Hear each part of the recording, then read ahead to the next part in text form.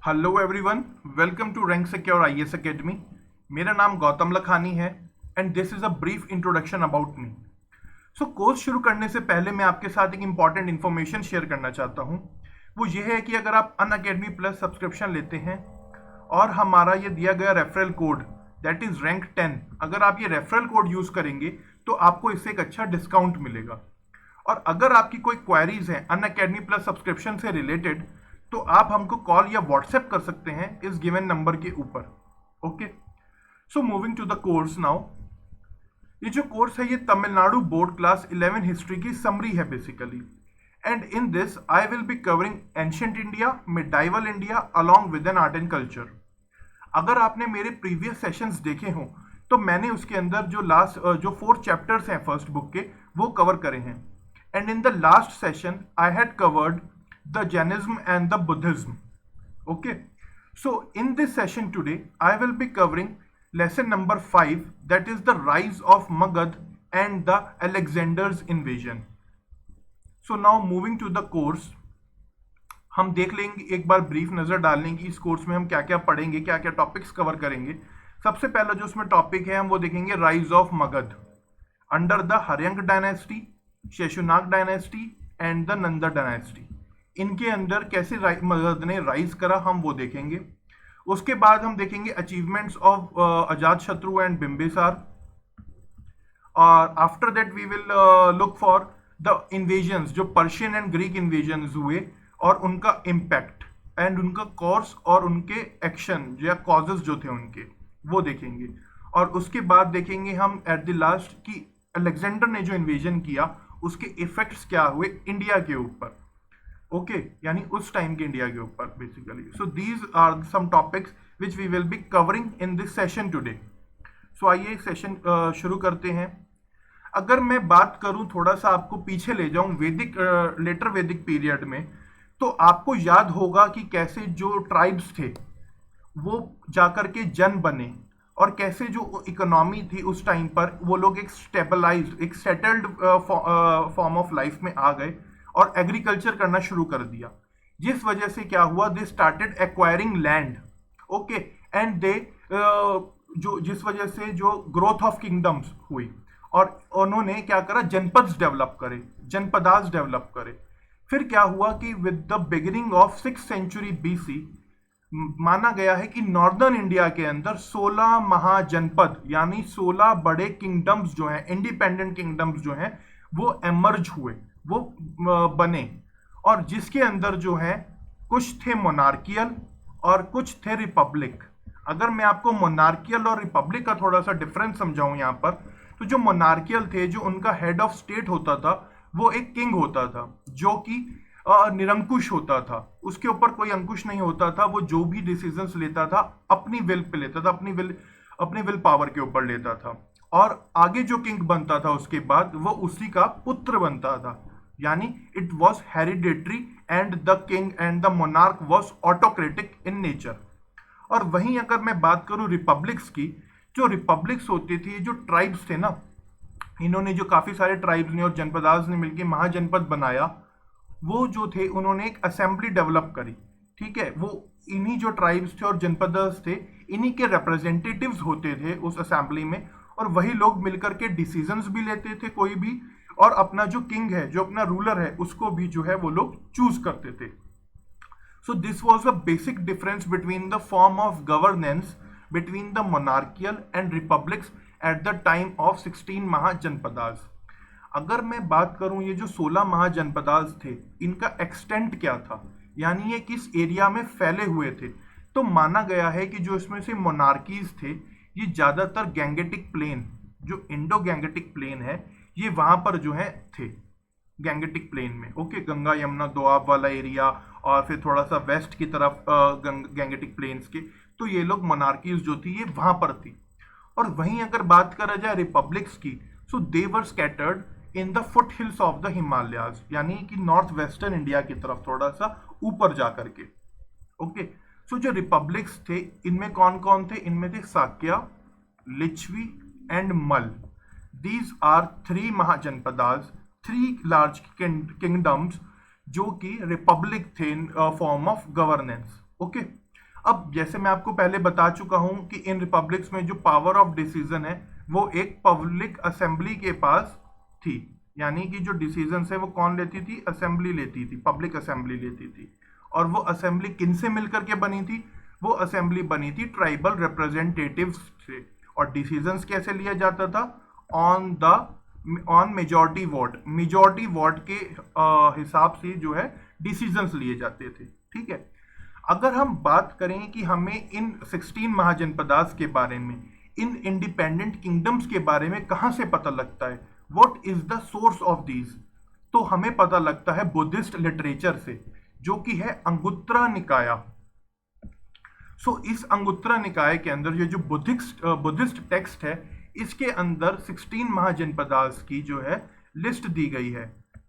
तो जिनमें नाम है अंग, मगध, काशी, कौशल, वज्जी, मल, छेदी, वत्स, काम्बोज, गांधार, अवंती, अस्माक, सूरसेन, मत्स्य, पांचाल एंड कुरु।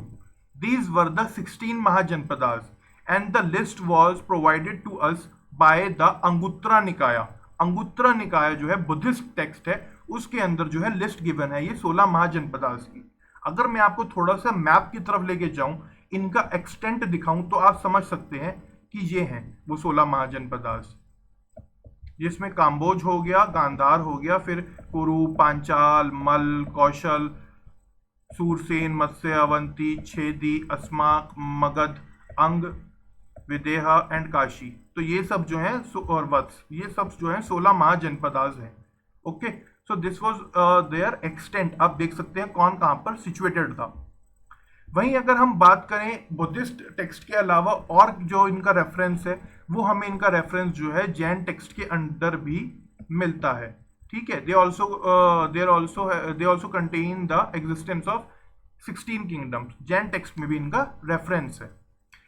अब हुआ क्या कि with the course of time, 6th century BC के बिगिनिंग में जो थे ये 16 महाजनपदास थे। With the course of time, जैसे जैसे टाइम बीतता चला गया, मिडल 6th सेंचुरी तक आते आते, यानी मिड 6th सेंचुरी तक आते आते, ये जो 16 महाजनपदास हैं, इसमें जो वीक थे और स्मॉल थे ना महाजनपदास, उनको जो है ओवरटेक कर लिया उनका कंट्रोल और रूलर्स ने जो बहुत ज्यादा पावरफुल थे। और लास्ट में क्या हुआ, सिर्फ 4 ही बचे। वो जो 4 थे वो थे Vatsa, Avanti, Kosala and Magadh. These four were the four which survived at the mid 16th century. By the mid 16th century, only these 4 survived. ठीक है, सो अब हम आगे की तरफ थोड़ा सा बढ़ते हैं, इन 4 के बारे में पढ़ेंगे हम। तो जो ये पहले आता है वो सबसे हम पहले लेंगे वत्स को। जो वत्स थे, they were situated on the banks of river Yamuna, और जो इनकी कैपिटल थी वो थी कौशाम्बी में। अगर मैं आपको थोड़ा सा मैप में दिखाऊं तो आप ये देखिए, ये रहा वत्स और इसकी कैपिटल ये कौशाम्बी, और ये आ रही है हमारी रिवर यमुना। ठीक है, so Vatsa were situated on the bank of river Yamuna and their capital Kaushambi. अगर हम बात करें कौशाम्बी की, आज से थोड़ा सा हम उसको देखें कि आज की जो इंडिया की पोजीशन है उसकी कहां पर, तो वो जो मॉडर्न डे आज का जो इलाहाबाद है उसके आसपास जो है कौशाम्बी पड़ता है उस टाइम का। ठीक है, ये थोड़ा सा मैं आपको ज्योग्राफी समझा रहा हूँ, लोकेशन समझा रहा हूँ उसकी। जो वत्स थे, इनका इंपॉर्टेंट रूलर जो था वो था Udayana. Udayana was the important ruler of Vatsa dynasty, Vatsa kingdom, Vatsa Mahajanapadas. तो ये जो उदयन था, इन्होंने अपनी पोजीशन कैसे स्ट्रांग करी थी, इन्होंने अपनी पोजीशन स्ट्रांग करी थी थ्रू मैट्रिमोनियल अलायंसेस। और किस किस के साथ इन्होंने मैट्रिमोनियल अलायंस किया, इन्होंने अपना मैट्रिमोनियल अलायंस जो किया वो किया अवंती के साथ, अंग के साथ और मगध के साथ। ठीक है, मैट्रिमोनियल अलायंस क्या चीज है ये, यानी कि वैवाहिक संबंध बनाना। अगर आप किसी घर में अपनी बेटी दे देंगे या किसी घर की बेटी को अपने घर लाएंगे तो आपकी क्या हो गई, एक रिश्तेदारी बन गई उनसे। तो जाहिर सी बात है आप लोग अब क्या हो गए, एक मैट्रिमोनियल अलायंस के अंदर आ गए, तो आप एक दूसरे के शत्रु नहीं रहेंगे।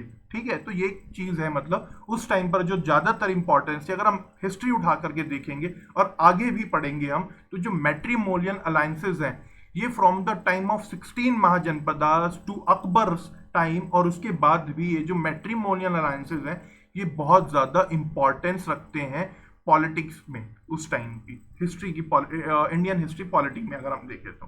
ठीक है, so with the death of Udayana, जैसे उदयन की डेथ हो गई, so Vatsa was annex to the Avanti kingdom, यानी जो वत्स है उसको किसने उसको ओवरटेक कर दिया, अवंती ने। वो जो है अवंती के साथ जाकर के मिल गया वत्स। ठीक है, अब इससे क्या हुआ, जो अवंती है उसकी भी टेरिटोरी बड़ी हो गई।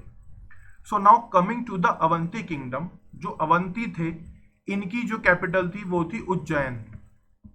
ठीक है, और जो इनका इंपॉर्टेंट रूलर था वो था प्रद्योत।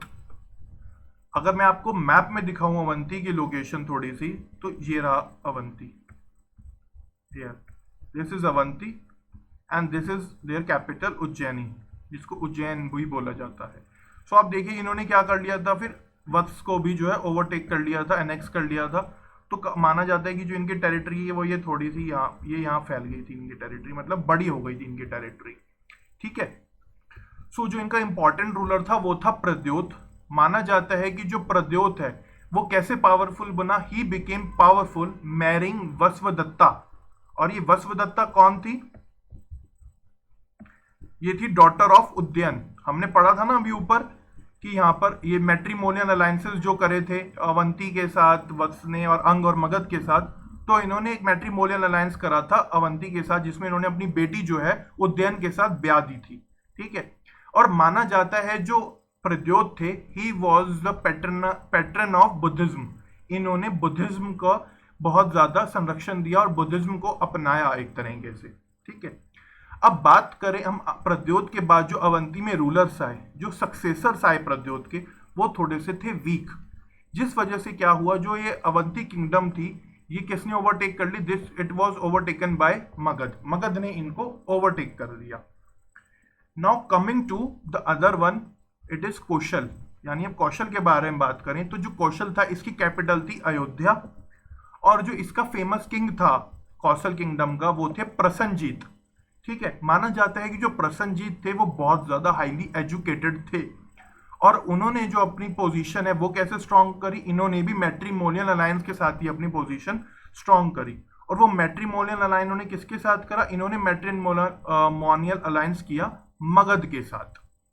ही हिज सिस्टर, जो प्रसन्नजीत की सिस्टर थी, वो बिंबिसार के साथ मैरिड थी, who was the ruler of Magadh eight that time. और इसी के साथ साथ इन्होंने जो काशी वाला एरिया था अपना, Kashi was given to her as dowry. हम आगे चल करके पढ़ेंगे कि कैसे ये जो काशी था इसने बिंबिसार को फायदा पहुंचाया, जब हम मगध के बारे में पढ़ेंगे। So after the death of this powerful king, यानी प्रसन्नजीत की डेथ के बाद क्या हुआ, जो कौशल था it became the part of Magadh. ठीक है, it also became the part of Magadh. अब आप क्रोनोलॉजी समझिए एक तरीके से। पहले था वत्स, वत्स को किसने ओवरटेक कर लिया, अवंती ने। अवंती को ओवरटेक कर लिया पहले ही मगध ने। अब कौशल को भी किसने ओवरटेक कर दिया, मगध ने। तो एट द एंड नाउ बचा कौन, वो बचा मगध ही सिर्फ, मगध ही सिर्फ बचा। सो this was the rise of Magadh. कैसे मगध एमर्ज हुआ 16 महाजनपदाज में, कैसे उसका राइज हुआ। सो वहीं अगर हम मगध के बारे में बात करें तो मगध जो है वो it emerge as a most powerful and the prosperous kingdom at that time among the 16 mahajanapadas. अगर मैं आपको मैप में दिखाऊं थोड़ा सा, मगध की आप पोजीशन समझिए, ये रहा मगध। ठीक है, अब ये एक रिवर जा रही है सोन, फिर ये जा रही है गंगा। आप इसकी पोजीशन देखिए मगध की। Magadh was having a strategic importance eight that time. कैसे कि जो मगध है इसको certain geographical and strategic advantages थे, जो इसके राइज होने में, इसके एमर्ज होने में as a kingdom, big kingdom, जिन्होंने उसको सहयोग करा, जिसका जो फायदा हुआ इन्हें। So his strategic position between the upper and the lower part of the Ganga valley, Gangetic valley, was a great advantage. अब आप थोड़ा सा अगर देखेंगे इधर मैप की तरफ, तो जो मगध की पोजीशन है आप देखिए, ये अपर गैंगेटिक वैली हो गई और ये थोड़ा सा लोअर गैंगेटिक वैली हो गई, तो मगध इनके बीच में लाई कर रहा है। इसीलिए तो मगध की जो इंपॉर्टेंस, अगर मैं थोड़ा सा मगध के बारे में दिखाऊं आपको, सिर्फ मगध को हम फोकस करें, ये देखो लोअर गैंगेटिक वैली हो गई, ये अपर गैंगेटिक वैली हो गई, और इसके बीच में पड़ रहा है Magadh.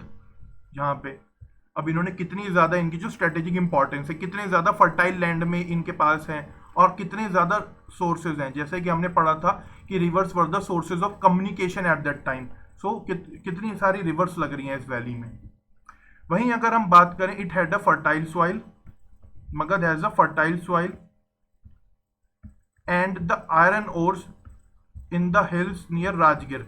Rajgir was the capital of Magadh actually.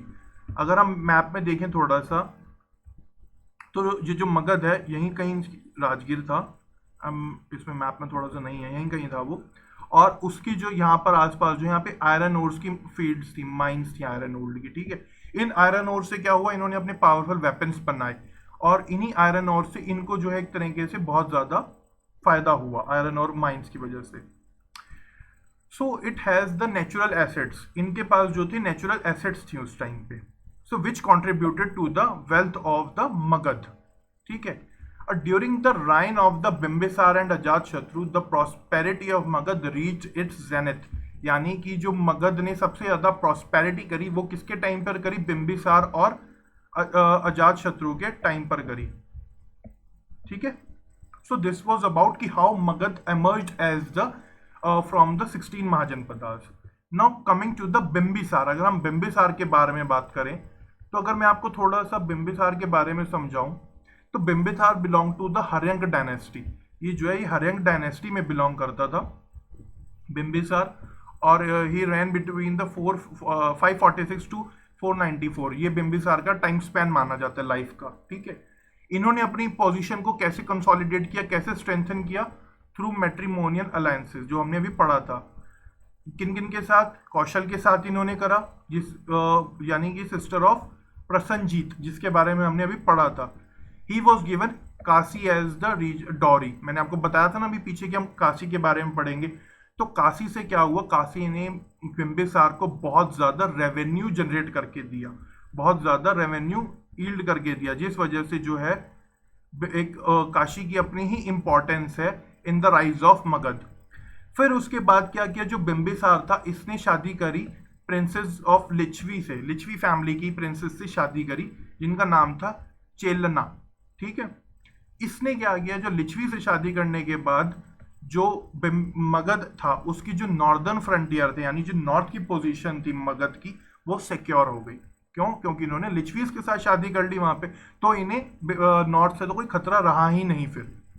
और इसके बाद इसने क्या करना शुरू करा बिम्बिसार ने, he started moving towards the Nepal area, कि मैं अपनी एक्सपेंशन करना शुरू करा इसने नेपाल एरिया की तरफ, ठीक है। इसके बाद इसने क्या किया, with these expansions and these expeditions, इन्होंने क्या करा, ब्रह्मदत्त जो अंग का किंग था उसको भी हराया और अंग को भी जो है मगध का पार्ट बना लिया, ठीक है। ब्रह्मदत्त ऑफ अंग एंड एनेक्स दैट किंगडम, यानी इन्होंने अंग को भी एनेक्स कर लिया। और साथ में साथ इन्होंने फ्रेंडली रिलेशंस बना करके रखे अवंती के साथ। आप देखिए कितनी ज्यादा डिप्लोमेसी है उस टाइम पे भी, मैट्रिमोनियल अलायंसेस भी हैं, एक्सपेंशंस भी हैं, एक्सपेडिशंस भी हैं और साथ साथ फ्रेंडली रिलेशंस भी हैं। तो डिप्लोमेसी देखिए आप कि कैसे जाकर के मगध एमर्ज हुआ, ओके, मतलब कैसे जाकर के मगध निकल के आया। सो बिम्बिसार को माना जाता है कि ये बहुत महावीर, वर्धमान महावीर और गौतम बुद्ध दोनों के ही टाइम पे था, कंटेम्प्रेरी था ही। और इसने दोनों ही रिलीजन्स को सपोर्ट किया, दोनों रिलीजन मानते हैं, क्लेम करते हैं कि हम इनको सब, इन्होंने बिम्बिसार ने हमें सपोर्ट किया। और बुद्धिस्ट कहते हैं इन्होंने हमें बहुत ज्यादा गिफ्ट्स वगैरह भी दिए, numerous gifts to the Buddhist Sangha, okay. So this was about Bimbisara. Now coming to Ajatashatru. जो अजात शत्रु का टाइम है, जो अजात शत्रु जो था वो बिम्बिसार का पुत्र था। सो ही इसको माना गया 494 से 462 बीसी तक। जो अजात शत्रु का टाइम है वो सबसे ज्यादा माना गया है मिलिट्री कॉन्क्वेस्ट की वजह से। इनके फादर का माना गया था टाइम की मैट्रिमोनियल अलायंसेस और डिप्लोमेसी के उन्होंने से सब ज्यादा कैप्चर किया, एक्सपेंड किया अपने आप को।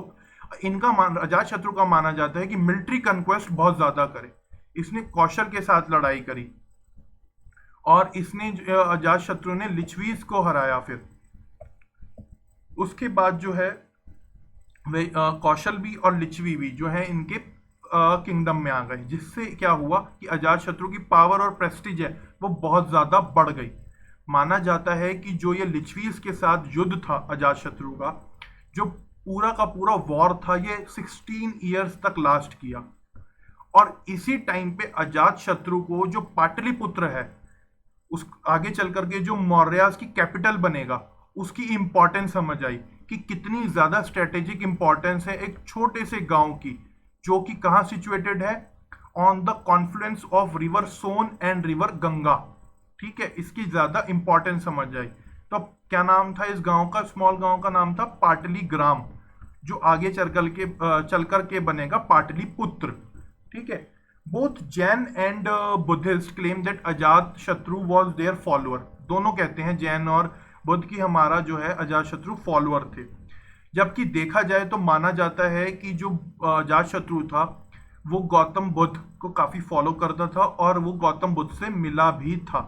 और ये जो सीन है, ये जो है बरहट की स्कल्पचर्स के ऊपर डिपिक्टेड है।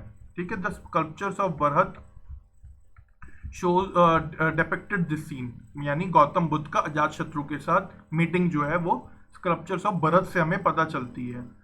वहीं हम बात करें महावंसा की, यानी एक बुद्धिस्ट टेक्स्ट है, उसकी बात करें कि वो बोलता है कि जो अजातशत्रु है इसने बहुत सारे चैत्य बनवाए थे और विहार्स बनवाए थे। ये क्या चीज होते थे, ये बेसिकली बुद्धिस्ट मोनेस्ट्रीज होते थे। ठीक है, और हम अगर बात करें, हमने जब बुद्धिज्म में पढ़ा था बुद्धिस्ट काउंसिल्स के बारे में, तो जो पहली बुद्धिस्ट काउंसिल हुई थी एकदम after the death of Gautam Buddha, वो कहाँ हुई थी, राजगृह में ही हुई थी। और वो बिंबिसार ने ही पैट्रनेज, अजातशत्रु ने ही पैट्रनेज करा था उसको। ठीक है, सो बात करें अजातशत्रु का, तो this was all about Ajatashatru. Now coming forward to the successor of Ajatashatru, वो कौन थे, वो थे उदयन। ठीक है, Udayan was the successor of Ajatashatru. माना जाता है कि उदयन ने ही जो है न्यू कैपिटल बनाई थी, यानी कि पाटलिपुत्र, जिसके बारे में अभी हमने पढ़ा कि उसकी जो स्ट्रेटेजिक इंपॉर्टेंस है कैसे समझी वो। ठीक है, फिर उदयन के जो सक्सेसर्स आए वो थोड़े से वीक थे, जिस वजह से क्या हुआ कि जो शेषुनाग थे उन्होंने क्या करा, शेषुनाग ने, यानी कि एक सेकेंड, शेषुनाग ने जो है मगध को कैप्चर कर लिया और उन्होंने हरंग डायनेस्टी को हटा दिया। हरंग डायनेस्टी के खत्म होने के बाद आए शेषुनाग। सो आइए शेषुनाग के बारे में थोड़ा सा पढ़ते हैं। जो शेषुनाग डायनेस्टी है उसकी जो क्रोनोलॉजी है वो काफी हद तक क्लियर नहीं है, मतलब उसके बारे में कोई ज्यादा हमारे को क्लियरिटी नहीं है।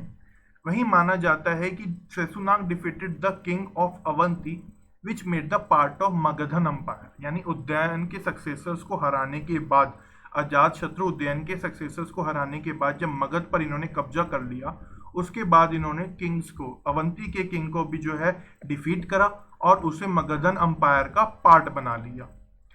माना जाता है कि जो शेषुनाग का सक्सेसर था कालाशोक, वो भी जो है बुद्ध का बहुत बड़ा फॉलोअर था बुद्धिज्म का। और उसी के टाइम पे जो सेकंड बुद्धिस्ट काउंसिल है वो हेल्ड हुई थी कहाँ, वैशाली के अंदर। ठीक है, अब बात करें कालाशोक की, तो Kalashoka was killed by the founder of Nanda dynasty who was Ghanananda. ठीक है, घननंद द्वारा इनका जो है वध कर दिया गया था कालाशोक का। सो अब क्या हुआ, पहले थी हरंक डायनेस्टी, उसके बाद आए शेषुनाग डायनेस्टी, फिर उसके बाद आए Nanda dynasty. Now we will read about the Nanda dynasty. जो कहते हैं कि जो मगध अपनी ऊंचाइयों पर गया, सबसे ज्यादा मगध अपनी हाइट्स पर गया, वो गया नंद डायनेस्टी के अंडर। उसके जो कॉन्क्वेस्ट है, नंद डायनेस्टी का जो कॉन्क्वेस्ट है नंद रूलर्स के, वो गैंगेटिक बेसिन, यानी कि गैंगेटिन जो बेसिन था उसके भी परे जाकर के थे। इन्होंने नॉर्थ इंडिया तक कैप्चर कर लिया। They carved a well knit vast empire, बहुत बड़ा एक अंपायर इन्होंने डेवलप किया। और जो महापद्मानंद था, he was the powerful ruler of the Nanda dynasty, और इसने जो है एक राट का टाइटल भी जो है लिया, इसने एक राट का टाइटल जो है एज्यूम किया। इसके बारे में हमें जो इतने कॉन्क्वेस्ट है महापद्मानंद की, उनके बारे में दो सोर्सेज है जिनसे हमें पता लगता है। एक तो है पुराण, उनमें इसका जिक्र है। दूसरा खारवेल का हातिम गुम्फा इंस्क्रिप्शन, जो कि कलिंग यानी उड़ीसा में है, भुवनेश्वर के पास, उससे पता लगता है। उसमें भी जो है नंद का जो कलिंग का कॉन्क्वेस्ट है उसके बारे में इंफॉर्मेशन है। सो माना जाता है कि जो काफी हिस्टोरियंस बिलीव करते हैं कि जो डेक्कन का काफी सारा पोर्शन था वो नंद के कंट्रोल में था। तो जो मगध का एम्पायर था, Magadhan empire was at its height under the Nanda dynasty. Mahapadmananda के बाद क्या हुआ, इसके 8 बेटों ने जो है आगे सक्सेसर्स थे इसके, और जो लास्ट रूलर था वो था Dhananand. Dhananand was the last ruler of the Nanda dynasty. जो नंद थे इनकी पास इतनी ज्यादा पैसा था। अब आप देखिए इतने ज्यादा, जब ये एरिया पर कंट्रोल करते हैं तो जाहिर सी बात है इनकी वेल्थ जो है वो ज्यादा ही होनी थी। इसका जो है तमिल संगम लिटरेचर में भी जो है इसका जिक्र माना गया है। जो अहनारू है, अहनानुरू बाय पोएट मम्मलनर, इनके द्वारा जो अहनानुरू लिखा गया है उसमें भी इसका जिक्र है कि कितने ज्यादा पैसा था नंद डायनेस्टी के पास, मगध के पास उस टाइम पे। और जितना भी पैसा आया था ये कहां से आया था, एग्रीकल्चर से। ठीक है, वहीं हम बात करें कि अब इतना ज्यादा जो पैसा था और एग्रीकल्चर था, तो जो टैक्स कलेक्शन का सिस्टम था ना वो बहुत ज्यादा ऑपरेसिव था। मतलब कि जो किसान थे और जो पीजेंट्स थे उनको बहुत ज्यादा ऑपरेस किया जाता था फॉर टैक्स कलेक्शन।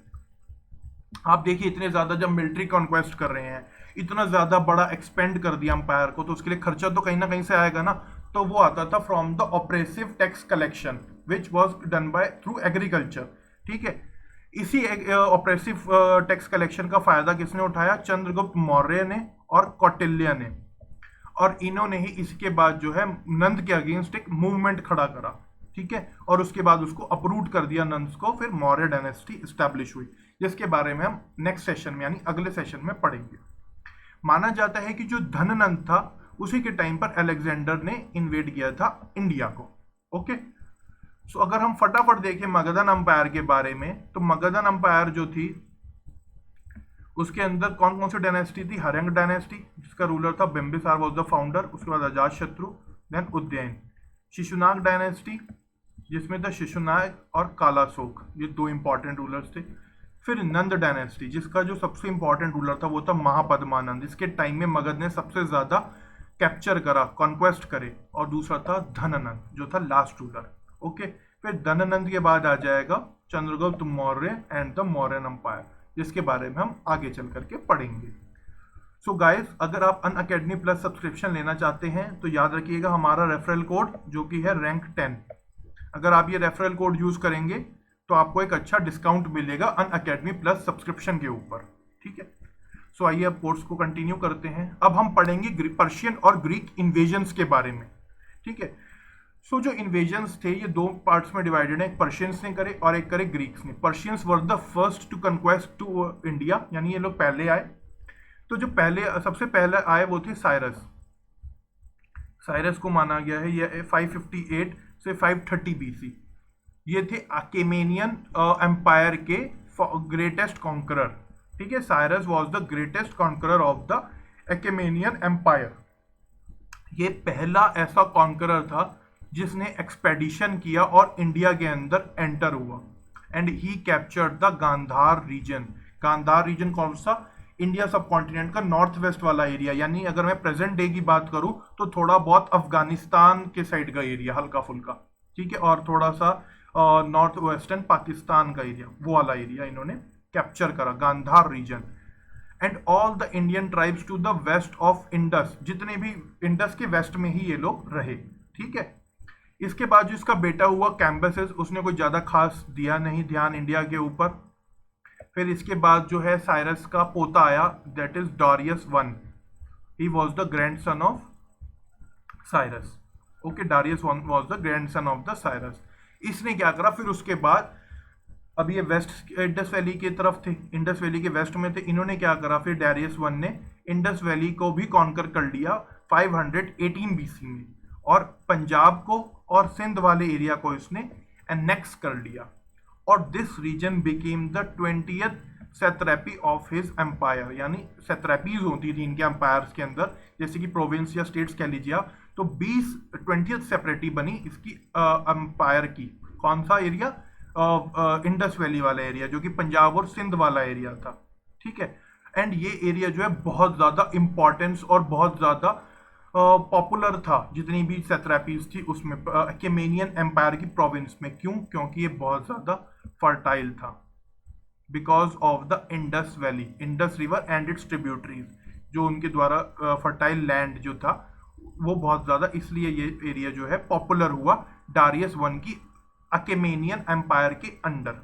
ठीक है, फिर हम वहीं बात करें जर्जिस की, तो जो जर्जिस है उसने जो है इंडियन प्रोविंस का बहुत ज्यादा फायदा उठाया, जो ये कैप्चर कर रखा 10 जगह, किस लिए? अपनी पोजीशन को स्ट्रेंथ करने के लिए। किसके अगेंस्ट? ग्रीक्स के अगेंस्ट। ठीक है, ये क्या चाहता था कि जो ग्रीस है उसको मैं, उसको जो इसका अपोनेंट था उस टाइम पे, पर्शियन और Greek were their over opponents of each other. तो जर्जिस चाहता था कि मैं डिफीट करूं ग्रीक को, किसकी हेल्प से? इंडियंस की हेल्प से। बट हुआ क्या, जो इंडियन सोल्जर्स को यहाँ से लेके गया उन्होंने इसकी बात मानी नहीं। इस वजह से क्या हुआ कि जो अलेक्जेंडर है उसने जो है डारियस जो जर्जिस था उसको जो है कैप्चर कर लिया आगे आकर के, फिर enlisted the Indian soldiers to fight against Alexander. Darius third ने भी फिर यही काम किया, उसने करा कि मैं अलेक्जेंडर को हराऊं इंडियन सोल्जर्स की वजह से, जिस वजह से क्या हुआ, जो इंडिया वाला एरिया था वो अलेक्जेंडर की नजर में आ गया। अलेक्जेंडर ने इस एरिया पर इसी वजह से वो इन्वेड करने की सोची, क्योंकि ये एरिया जो है डारियस थर्ड की वजह से जो है अलेक्जेंडर की नजर में आ गया इन 330 BC। वहीं अगर हम बात करें पर्शियन इन्वेजन के इफेक्ट्स की, कि इनका क्या हमारी सोसाइटी पे, हमारे कल्चर पे इफेक्ट हुआ, वो ये है कि पर्शियन इन्वेजन के साथ जो इंडो ईरानियन ट्रेड था, इंडो ईरानियन ट्रेड जो है, इंडो ईरानियन कॉमर्स, वो बहुत ज़्यादा फर्टाइल हुआ, बहुत ज़्यादा बढ़ा उस टाइम पर। और साथ साथ जो इनकी स्क्रिप्ट थी, खरोष्टी स्क्रिप्ट, वो भी है बहुत ज़्यादा ईरानियन राइटिंग्स में यूज़ होती थी, तो वो बहुत ज़्यादा नॉर्थ वेस्ट इंडिया में फैली, और उसको हम आगे चल के अशोक के एडिक्ट्स में भी देखेंगे। इसीलिए देखा जाता है कि जो पर्शियन आर्ट और कल्चर है उसकी बहुत ज़्यादा इन्फ्लुएंस है मौर्यन आर्ट के ऊपर। ठीक है, इसके साथ साथ अगर मैं शॉर्ट में बात करूं तो बोला जाता है कि जो पर्शियन इन्वेजन्स थे ना, वो एक तो शॉर्ट लिव्ड थे, यानी थोड़े टाइम के लिए हुए, और वो बहुत ज़्यादा फ्रूटफुल थे, मतलब उनसे हमें काफ़ी फायदा भी हुआ as compare to Indo Macedonian contact, यानी कि इंडो ग्रीक से। ठीक है, so now coming to the Greek invasions, जो कि था अलेक्जेंडर का इन्वेजन। Alexander invaded India. अगर मैं आपको मैप से दिखाऊं तो ये लोग कहाँ से आए? सुलेमान रेंज से होते हुए आए, जो ये सारी रेंजेस थी।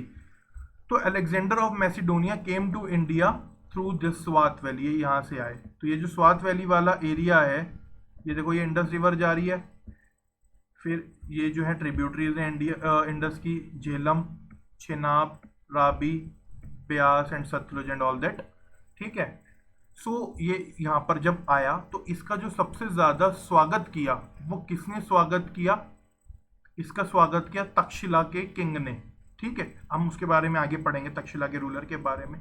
अगर मैं बात करूं अलेक्जेंडर के इन्वेजन की, तो उस टाइम पर जो नॉर्थ वेस्ट वाला एरिया था ना, ये जो ये एरिया था उस टाइम पर, ये जो था ये बहुत सारे स्मॉल ट्राइब्स में डिवाइडेड था। ठीक है, और माना जाता है कि जो यही एरिया है ना, सिर्फ ये वाला स्वात वैली और इसके आसपास का एरिया, यहीं पर अलेक्जेंडर को जो है 10 महीने लग गए इन लोगों को हराने में, यहाँ के स्मॉल ट्राइब्स को हराने में, क्योंकि इतने सारे स्मॉल किंगडम्स थे। और जो इंपॉर्टेंट किंगडम्स थे, जो इंपॉर्टेंट रूलर्स थे, वो थे Ambhi of Takshashila and the rulers of Abhisara and Porus. ये कहाँ रूल करते थे? पोरस, झेलम और छेनाब के बीच में रीजन जो था वो। ठीक है, so there were many republican state like Nysa, और इसी वजह से जो नॉर्थ वेस्ट पार्ला पार्ट था वो बहुत ही ज्यादा मोस्ट डिसयूनाइटेड था, और यहाँ की जो रूलर थे वो आपस में एक दूसरे से लड़ते रहते थे। ठीक है, so now causes of invasion. अगर हम इन्वेजन के कॉजेज के बारे में जाने तो हमने पढ़ा था कि जो डारियस थर्ड ने इंडियंस को यूज किया था, अपनी जो इंडिया की पोजीशन थी, इंडिया के सोल्जर्स थे उनको यूज किया था अलेक्जेंडर के अगेंस्ट, तो वो जो है अलेक्जेंडर की नजर में आ गए। अलेक्जेंडर पहले ही जो है he conquered the whole of the Persia, वो पहले ही काफी सारा पर्शिया जो है कॉन्कर कर चुका था। सो जब उसने डारियस को हरा दिया, सो वो चाहता था कि जो इंडिया का पार्ट है, जो 20th सैत्रापी था इसका पर्शियन अकेमियन अंपायर का, उसको भी मैं रिकवर करूं। Wanted to recover the lost Persian satrapy of India, ये इसको चाहता था। और यहाँ पर क्या सिचुएशन थी कि बहुत सारा डिसयूनिटी थी, बहुत सारे रूलर्स थे छोटे छोटे, ये देखिए, ठीक है। सो वहीं बात करें दूसरी तरफ, जो हेरोडोटस था, उनकी राइटिंग्स में भी लिखा गया था कि जो इंडिया है उसके पास बहुत पैसा है, ठीक है। तो इस चीज ने भी, वेल्थ ऑफ इंडिया ने भी जो है अलेक्जेंडर को अपनी तरफ अट्रैक्ट किया। और वहीं अगर हम अलेक्जेंडर की बात करें तो अब एक चीज होती है ना, एक फितूर चढ़ जाता है दिमाग पे, जब आप अपनी किंगडम को बढ़ाते जा रहे हैं, बढ़ाते जा रहे हैं, कैप्चर करते जा रहे हैं, तो आपके अंदर एक भावना आ जाती है कि मुझे हराने वाला कोई नहीं है। वही भावना अलेक्जेंडर के अंदर भी आई। उसके मन में भी आया कि मैं जितनी ज्यादा अपनी टेरिटरी बढ़ा सकूं बढ़ाऊं। तो जो उसकी ज्योग्राफिकल नॉलेज थी उसके हिसाब से ये था कि जो इंडिया का ईस्टर्न साइड है उसके बाद जो है वो सिर्फ नदियां ही हैं।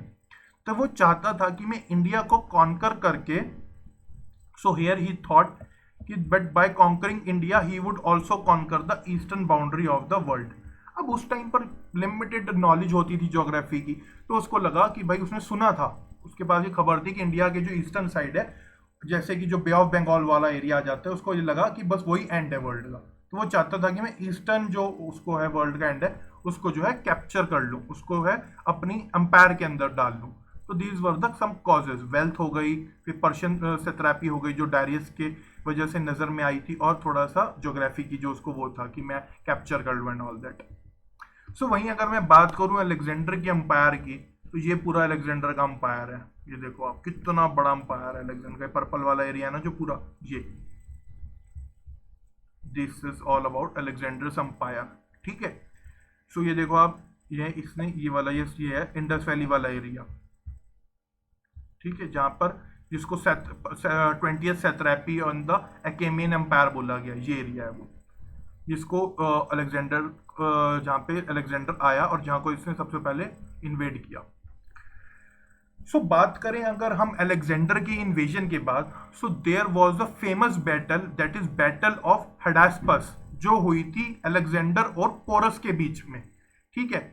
जब अलेक्जेंडर इंडिया आया, हिंदू कुश माउंटेन्स और स्वात वैली को क्रॉस करता हुआ, जैसे मैंने आपको बताया छोटे छोटे ट्राइब्स थे, तो इन्हीं ट्राइब्स को जीतने में उसको कितना 10 महीने लग गए।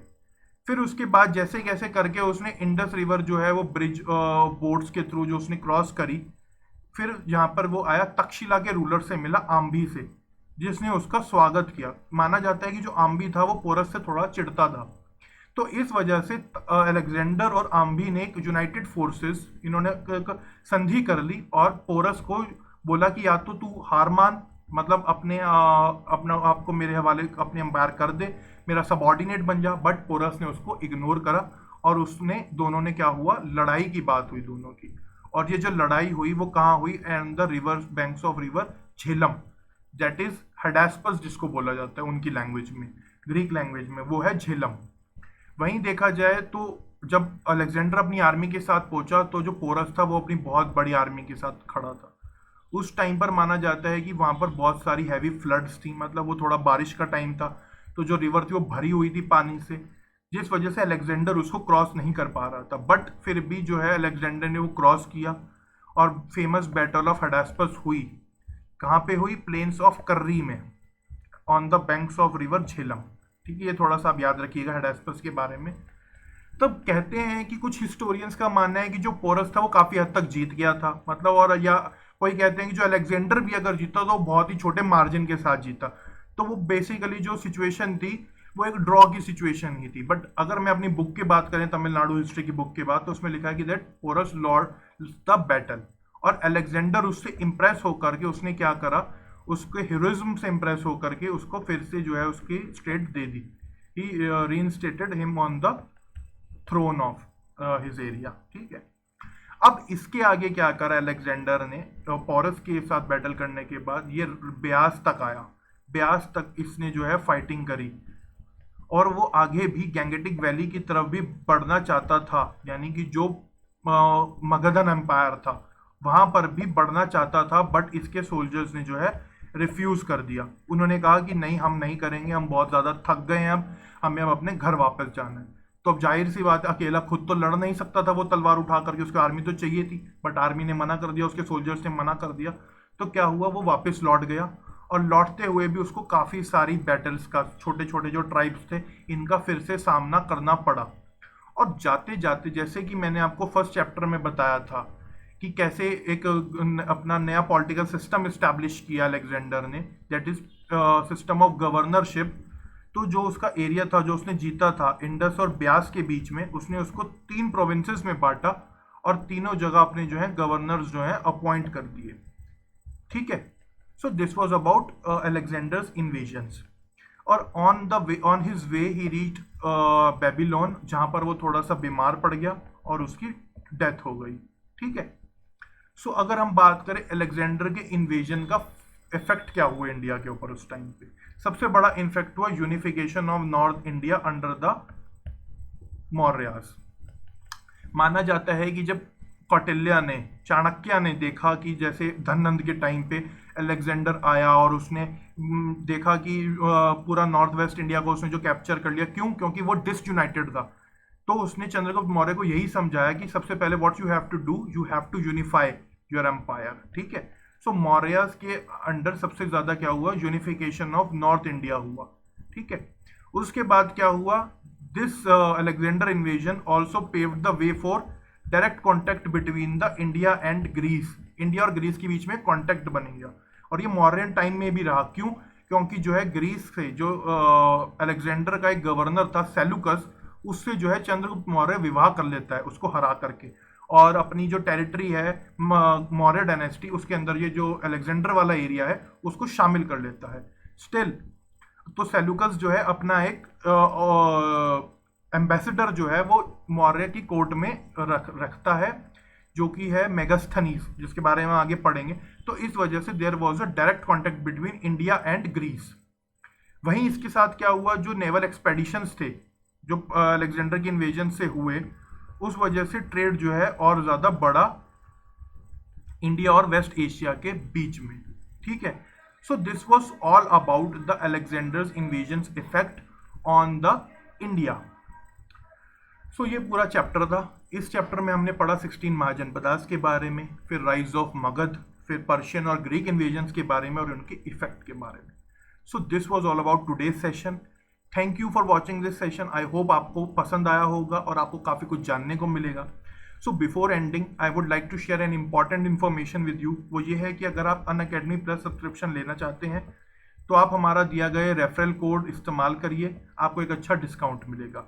और अनअकैडमी प्लस पर आपको बहुत अच्छे अच्छे कोर्सेज मिलेंगे जो आपकी प्रिपरेशन में आपको हेल्प करेंगे। ठीक है, so go subscribe Unacademy plus and use our referral code that is rank 10 for a good discount. So thank you for watching this session. Have a good day. Bye bye.